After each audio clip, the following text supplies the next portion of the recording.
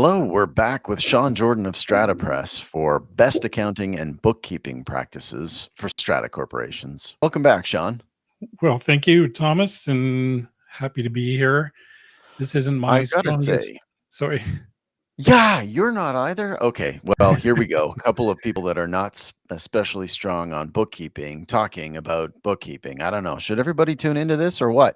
I think so. I'll tell you what, I do know bookkeeping the way I do it. I've done many Excel sheets, I've done business plans, I've done projected budgets, all those type of things. I was on a Strata for years, and I always looked at the accounting and everything like that. My dad was an accountant by trade, and so it was kind of always just taken care of by somebody else. And Got it. I always knew I could find professional help, so I never really got into it as far as like really deep into the programs. Even something as easy as QuickBooks is like, okay, where do I start with this thing? But I know enough to be a little dangerous, but I'm not a professional. Okay, And and while I'm not a good bookkeeper, I will say that I have reviewed more strata budgets than probably anyone in this province. So, that's it.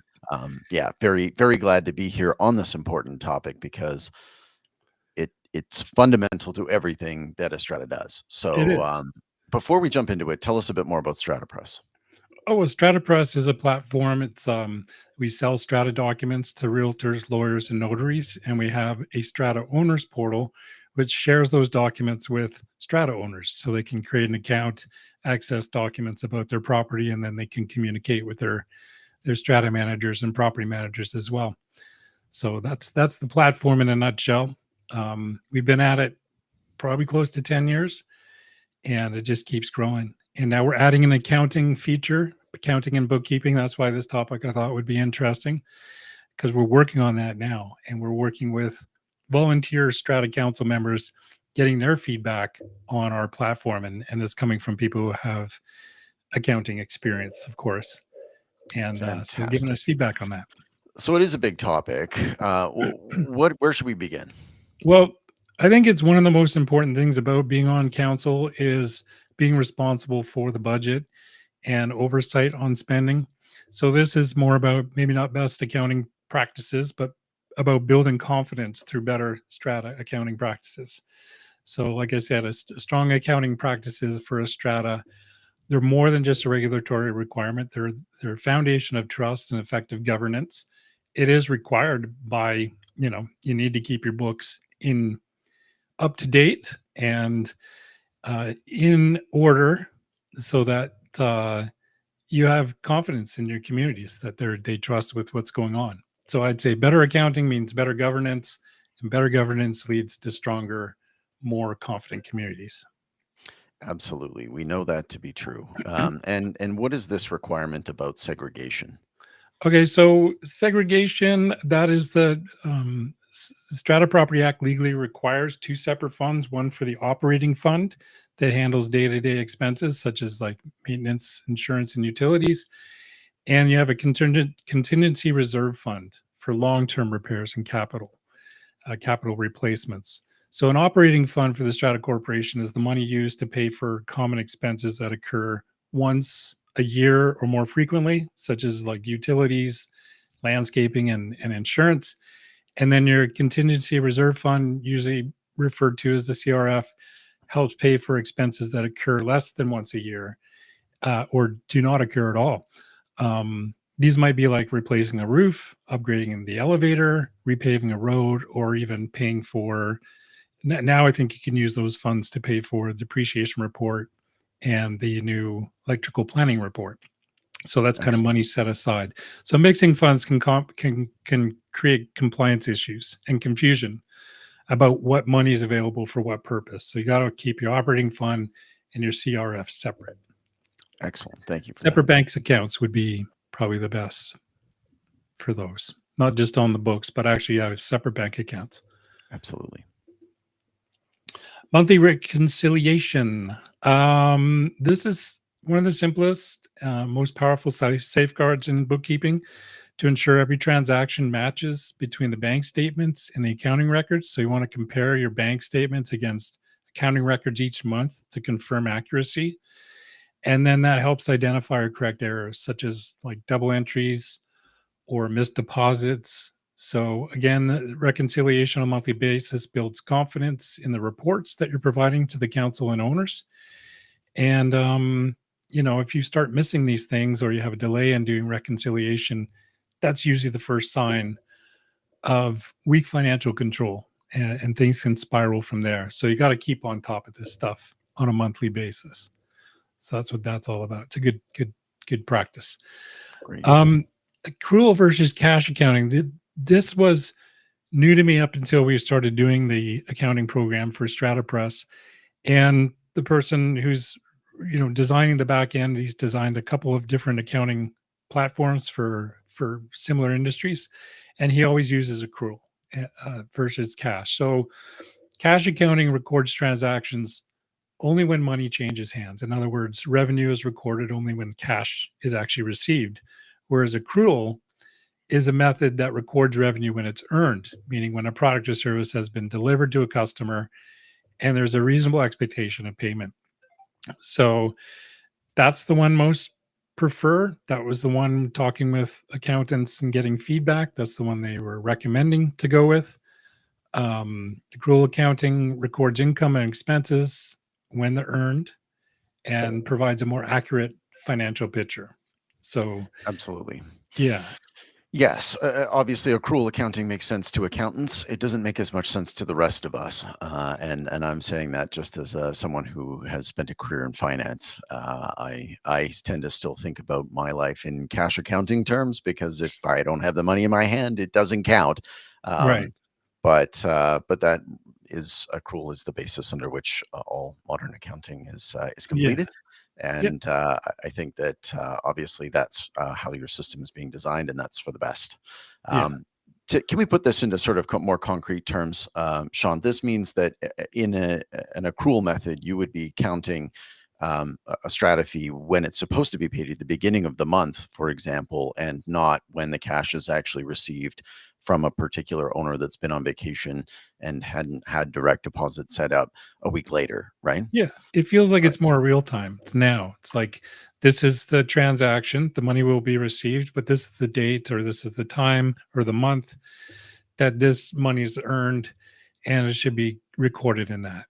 Instead Yeah. of pushing things down the road to when you actually receive the cash, because you could have 10 late payments and you'd have to have a separate, method to chase that money and record it. Whereas if you're just saying, okay, well, this is when the money's been earned, the payment will come in, and they can line that up through accrual. Accrual. Fantastic. Yeah. Obviously, you want to make sure that everything is designated under the correct category. So, talk to us a bit about coding.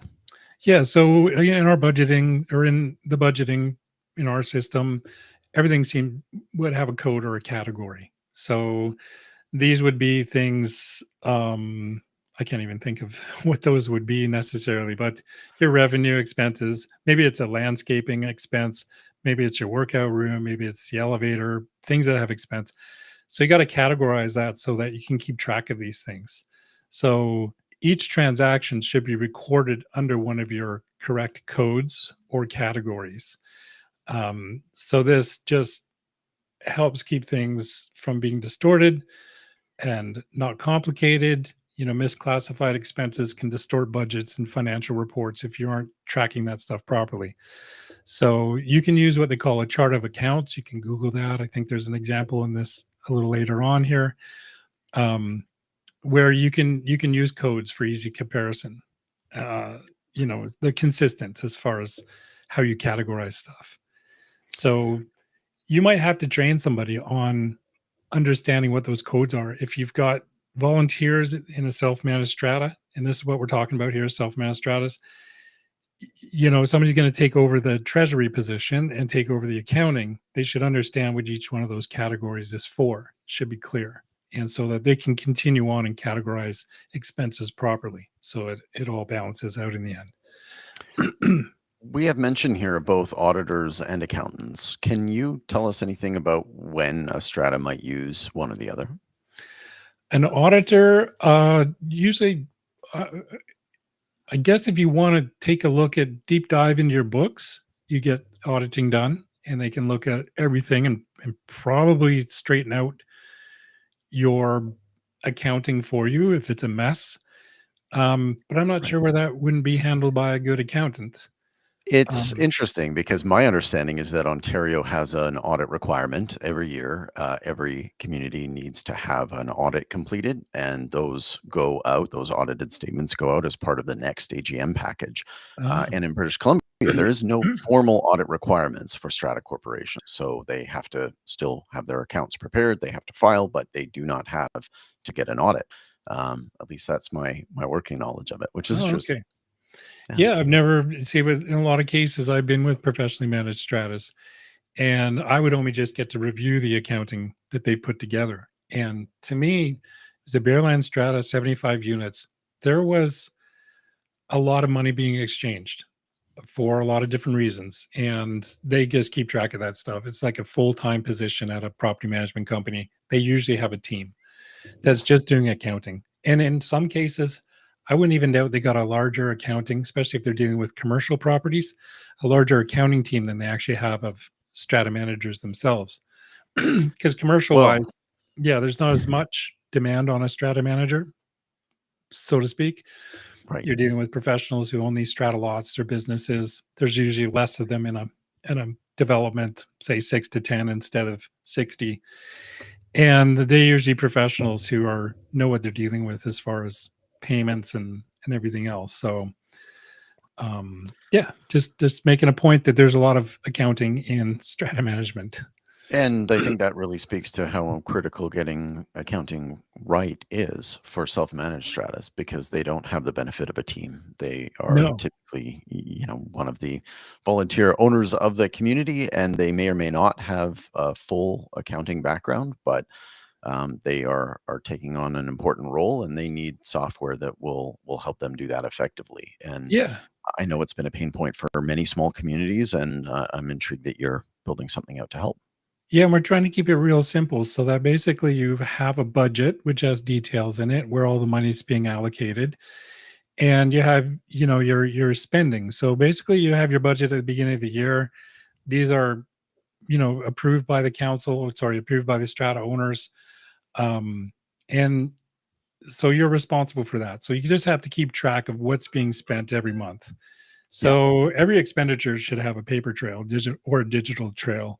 So that means if you've got an invoice or receipt or some other council approved documentation for spending, you got to keep track of that and document that stuff. You can implement spending limits and maybe have a dual process to reduce risk of unauthorized payments. So you got two signatures on a check instead of just one. I think that's a big thing you should really do is establish clear spending limits and have an approval process that requires two signatures on a check or any other payment. right. So yeah, paper documentation provides an audit trail in case you're doing your auditing and protects the council from any disputes. So what you don't want is you don't want unapproved, undocumented payments because that can erode the strata owner's trust. Absolutely. So I'm just going to turn off this. And it is important, since you have gotten owner approval for your budget, to stick to that budget. And how do you handle what happens throughout the course of the year? Okay, so a good budget when you're starting your budget planning, you got to factor in a few things. The big picture is routine operational costs, the cost of cleaning, your landscaping, utilities. You got to do a budget that factors in predictable annual increases from things like insurance premiums and just generally inflation in general. You have to think about your contingency reserve fund contributions based on what the depreciation reports says. So you want to have a good plan for your budget. So, and then realize budgets throughout the year are not static. They require ongoing attention. So regularly comparing your actual expenditures to the budgeted amounts on a monthly basis helps the council identify possible trends or potential shortfalls, like if you're spending too much too quickly, or what it might be just planning your spending monthly. Some contracts, for instance, will give you a yearly cost, and so you put that annual cost into monthly, same payment every month, that type of thing. So you want to compare your actual spending to the budget each month to identify variances, and then just adjust your spending plan early if expenses are going to exceed projections. And you can, a good budget will anticipate um, performance in both. If you're going to exceed your projections or you're going to have a surplus. So make your budget, look at it every month. That's what you got to do, and track everything. Absolutely. And we all know that there are variable costs as well, things that cannot always be predicted. Most buildings, especially if they're self managed, are not going to have an all inclusive contract for things like snow removal. If you have a year where the weather is colder and you get more, your costs may run ahead of your expectations, vice versa, in years where there's warmer climates or less precipitation. So there will be some variance from what you expect in most cases, but making sure that you're on top of that is critical. Yeah, even doesn't even matter how big your budget, your strata is. You have to do this on a monthly basis, because just trying to go back 3 or 4 months and say, "Well, I'll catch up with that stuff," it can create problems for you. So it's just do it on a monthly basis. That's the best practice. Absolutely. So transparency for financial reporting. So reporting, well, transparency is not just a best practice; it's actually a legal requirement. Section 36 of the Strata Property Act gives owners the right to review financial statements, budgets, and invoices. So it has to be available for them to review. So owners have a legal right to access financial information, again, under Section 36 of the Strata Property Act. So Strata should provide clear, easy to read summaries at AGMs and throughout the year, and try to avoid overly technical accounting terms.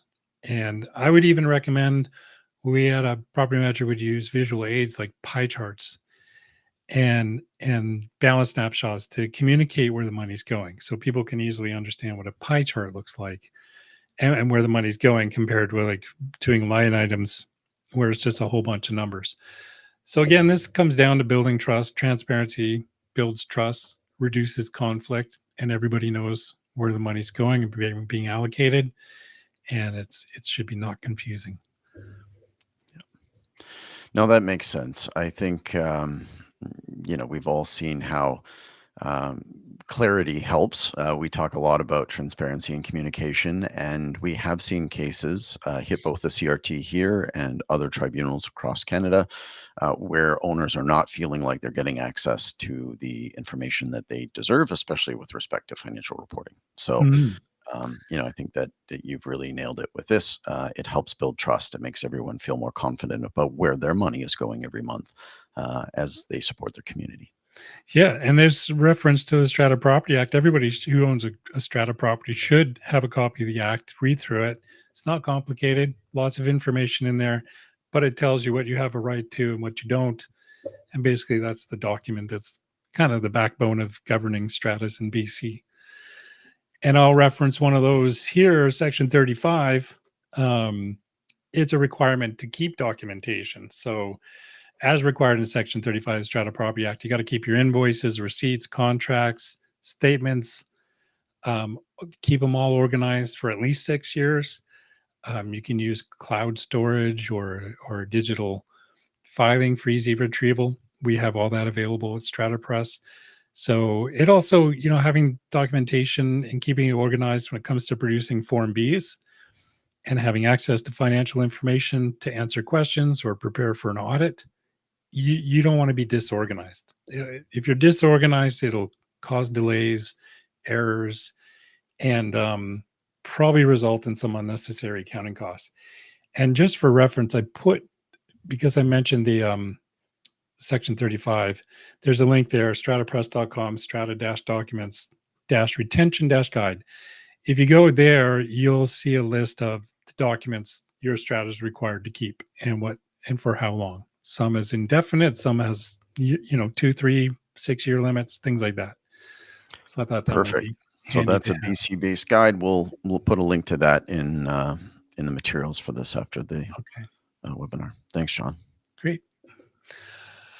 Working the homes, this is great, because working with qualified bookkeepers, that's what I do. and I've always done it. That's why I'm not an accountant. And so there is strata accounting requires unique legal and operational requirements. Um, these are things that general accounting firms may not fully understand. So if you're going to get professional management, you want to work with somebody who's got experience with the Strata Property Act and BC's compliance framework. So a qualified strata accountant can like interpret and apply legislation correctly. They can prepare compliant financial statements, identify financial risks for your strata before they escalate, and they can provide tax related advice on tax related implications for investment income if your strata has something like that. In which, kind of on a side note, if you do have a contingency reserve fund for a large strata, that could be hundreds of thousands of dollars. So that's why I mentioned investment income, because there is opportunity to put those into some type of vehicle that holds the money and could actually even pay interest on it. You don't want to be buying stocks or gambling with that money, but No, there actually are requirements around what is acceptable, are there not? exactly. So just mentioning that for self-managed stratas. So choose a professional who understands the Strata Property Act and typical strata operations, and they can provide advice on compliance, tax reporting, and best practices. So Excellent. yeah, and nobody wants to be audited. So working with a professional usually avoids those type of things. Internal controls. Yeah. So internal controls are the strata's first line of defense against fraud or mismanagement. This comes down what I mentioned before: dual signatures on checks, possibly rotating duties amongst council members. Um, so other people are involved and it's not being in the hands of one person for years and years and years. Use secure accounting software with role-based permissions, and those all contribute to security. So yeah, just a review: dual signatures, rotate financial reviews as far as duties go, from different council members, and then um, just be in the know of what's going on with your strata. Financial institutions are very good at now offering electronic alternatives so that you've got that dual authorization for approval of expenses, and that is very helpful for Strata, and it Yeah, does ensure that you've got better controls. I think there's dual signatures required on Form Bs from a self-managed strata. I'm not sure if dual signatures are required on payments or checks or any type of payment methods for self-managed stratas, but it probably It's good should be. practice. It's good practice. Yeah. Yeah, for So sure. got to keep on top of that. Discourages fraud and increases confidence in the ownership, in the financial stewardship, I should say. Yes. Yeah.